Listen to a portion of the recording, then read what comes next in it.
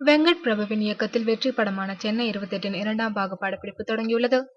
கிரிக்கெட்டை கதைக்களமாக கொண்டு கடந்த 2007ஆம் ஆண்டு ஜெய், பிரேம்ஜி, சிவா என பெரிய நட்சத்திர பட்டாளம் நடித்த படம் சென்னை 28.